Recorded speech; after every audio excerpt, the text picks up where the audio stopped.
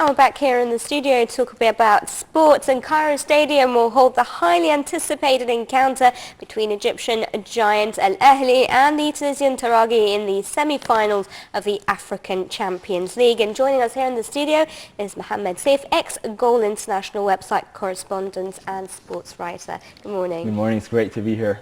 It's great to have you with us. But before we start our interview, let's take a look at this report about Taraji and Al-Ahly.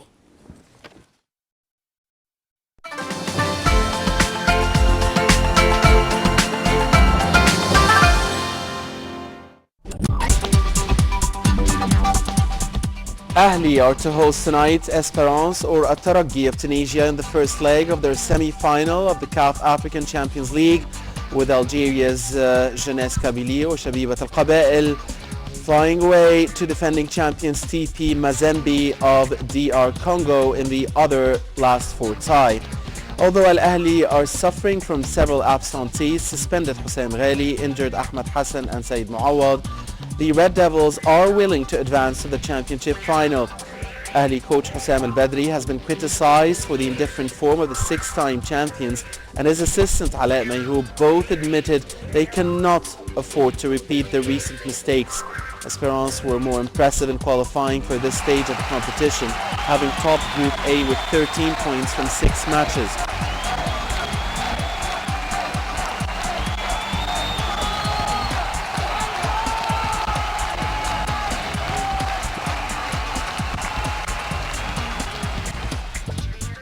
In the meantime, CAF defeated Haras Al-Hudud of Egypt 3-1 in the 5th round of the African Confederations Cup in their match played in Tunisia. Hashim Abbas, Hamza bin Yunus and Lasad Dridi scored for the hosts, and the winners, while Ahmed Salama hit Haras' sole goal. By this score, Haras' hopes to qualify to the semi-finals are vanished, as FBS Rabat of Morocco and CAF of Tunisia advanced from Group B.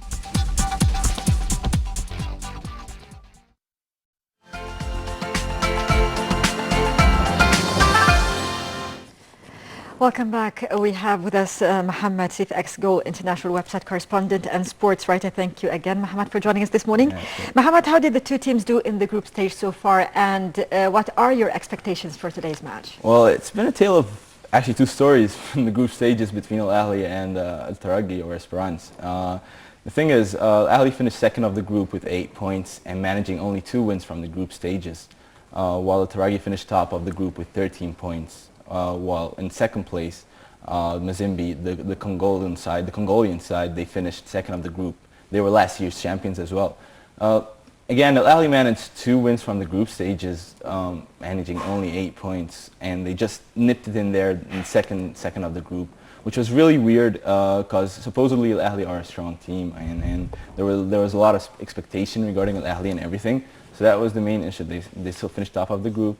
They finished second of the group, and Taraji, or Esperance, they finished first of their group. So they're playing together, and it's going to be a really exciting game today. So what do you think are the strong points for Taraji against Al-Ahly? Well, there are a couple of points regarding the Esperance or Taraji. First of all, they have a young group of players, which is what makes them really stand out in this year's tournament. They've got a lot of main players there. They've got their striker, this amazing striker, Michael Inaramo, who Al-Ahly actually wanted to buy like a season ago or 2 seasons ago. And they've got their prolific midfielder in Osama Taraji. He's really good as well. And they've got this Ghanaian midfielder and defensive midfielder. His name is, I think it's Hassoul or something like that. So yeah, so they've got a lot of players playing together. They're building up a team for the future. For example, they're according to their president, they're building a team for the coming couple of seasons, containing a group of young, experienced players. So they're a really strong team with great character as well. So that's one their main strength is. How do you think Al-Ahly are in good shape for tonight's match? That's really debatable because, as you can see from the previous matches and from the form for the Ahly team in the previous couple of matches, you can't really pick out a strong point. Supposedly the players are there because basically the players are playing in the Egyptian national team. Like around 8 players from the Ahly team are playing in the Egyptian national team. But the calamity there and the point they're talking about is that they're an aging group of players. So that is one of the main reasons. The other main reason that for the dipping form for Al-Ahly team could be related to the management, the staff management for Al-Ahly team, because they've really come under question during the past couple of games. So these are 2 points regarding the Ahly team. Supposedly they've got great players, but they're not performing as expected. Well, what do you think about the debate that says age and experience? How do you think it weighs out? Well, it's apparent in important games. That really stands out in important games. Experience comes in when you've got, for example, a match that's going 0-0 up until the 85th minute of the match, and that's where experience kicks in. When you got a group, when you got a young group of players playing in a team, and you've got 5 minutes standing out, and you've got another group of players who are experienced and have been there and done that, then supposedly the experience kicks in, and eventually the team with more experience can bypass that important 5 minutes and actually could win the game. Which supposedly for today's game, that could be a really important factor for the Ahly team, because again, they've got the experience, they've got the international players. And that's why that could be an advantage for the Ahly team today. Okay. And how do you think would the absence of the player Said Mawad affect the performance of the team tonight? And who do you think could be a good replacement for him? This is a really good question, because Said Mawad has been a prolific player for Al-Ahly this season. I mean, in the beginning of this season and last season as well. He's one of the best left backs in Egypt. And Al-Ahly missing that left back spot without a decent cover, because as you probably know, Gilberto, the Angolan player, he left Al-Ahly at the beginning of the season, so we don't have enough cover up for the left back position.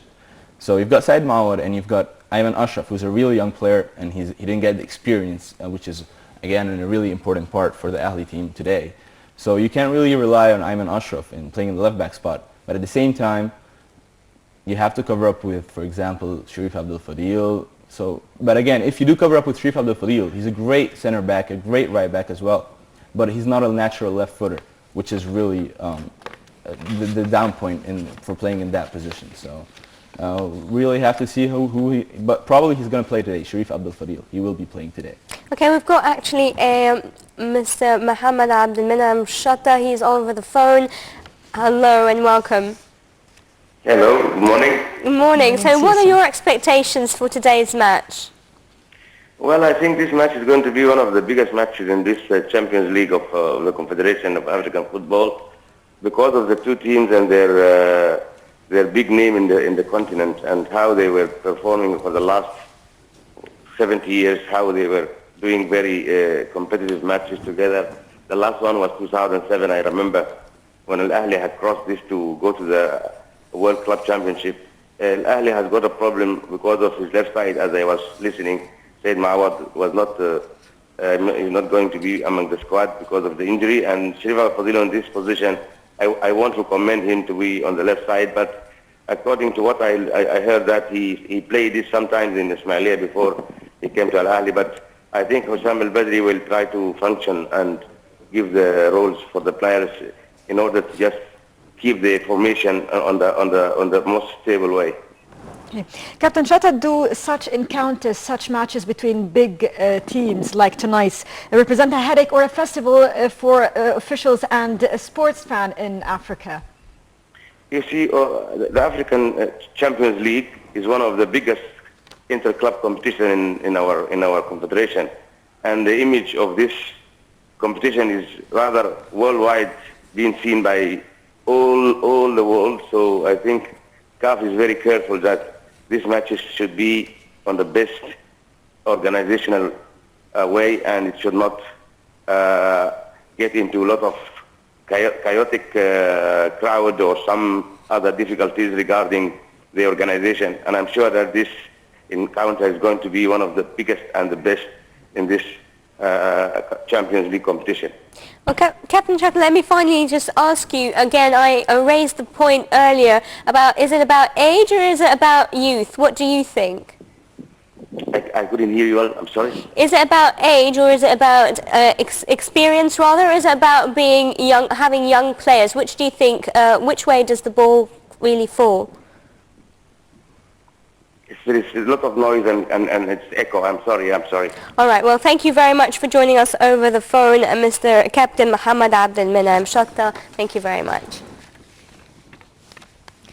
Back to you, Mohammed. Do you think that earlier in our press review, Nancy read a banner reading in the newspaper that tonight's match is about life and death for Al-Ahly? Do you believe that way? Well, no, it's not to that extent, no. But it definitely goes a long mile to enhancing, for example, first of all, the management, the staff for the Al-Ahly team to get the confidence back for the Al-Ahly players, for the Al-Ahly staff, and for the fans as well. That is really important for today's game. If we do manage to achieve a win today, the confidence will be back. Hussam al-Badri will have more confidence and probably will bypass all the previous exploits he did in the previous games. And the fans will again be together again and turn toward the team. Do you think that Al-Ahly needs like a boost of younger players to counterbalance the experience again with the age? And definitely, in a way. And of course, every team has to come into a point where you get the young players in with the experienced players, and that is what to give him his prolifics and everything. That's what he's doing right now. He's getting in Mohamed Salah, Ahmed Chokri, and Afroto, for example. There's Amir Sayoud as well, the Algerian player. Supposedly he should get his chance as well. Unfortunately, he's not registered in the CAF Champions League. But yeah, he's getting in those young players at the same time. There's this as well, a young left back as well. He's prepping up for the coming couple of matches. So yeah, definitely he's getting in those young players to mix in and mingle in with the experience of the older players. This is very essential for any team to achieve on extra championships and everything else. And Mohammed, as you said earlier, if Al-Ahly, God willing, manages to achieve a win tonight, what's next? What's the next match? First of all, there is the away leg, which is, I think, it's going to be played on the 17th or the 13th of October, something like that. So this is really important. It's going to be the away match there. So it's critical that we get a result today, so that when we go to the away match there, it's going to be really hard for the Al-Ahly players.